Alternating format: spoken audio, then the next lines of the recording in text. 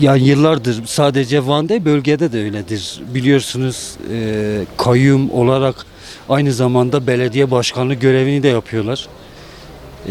Hepsini bir arada yapmaları yani çok zor. Hem imkansızdır. Sürekli valilerin değişmesi zaten problem. Vali gelip daha şehri tanımadan merkeze ya çekiliyor ya da başka bir yere tayini çıkıyor. Projelerini gerçekleştirmeden 2 yılda bir sürekli vali değişi. Bu Van için demiyorum, yani bütün ben kendimi ağırlayayım ama hani bölge için, tamamı için bu geçerli.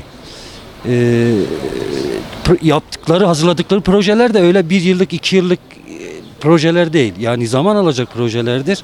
Gelen diğer valinin projesini devam da ettirmiyor. Projeler havada kalıyor. Beklentimiz şu, yani iyi kötü uzun süre kalsın da hani en azından bölgeyi tanıyan vali olsun. İnsanları, kültürünü tanıyan vali olsun. Yeni vali gerçekten halk memnundur. Ben onu biliyorum. Öncelikle işsizlik, çevre sorunları, yani genellikle işsizlik. Bir işte boş bir boşa. Milletine hizmet ediyor. Hizmete o işe gerek bir psikoloğa millet çıktı fazla. Ne mesela? Yani mevdu, hizmete boş millet rabi de kirin ama psikolog millet bir de kirin vasa. İşi valiliğe.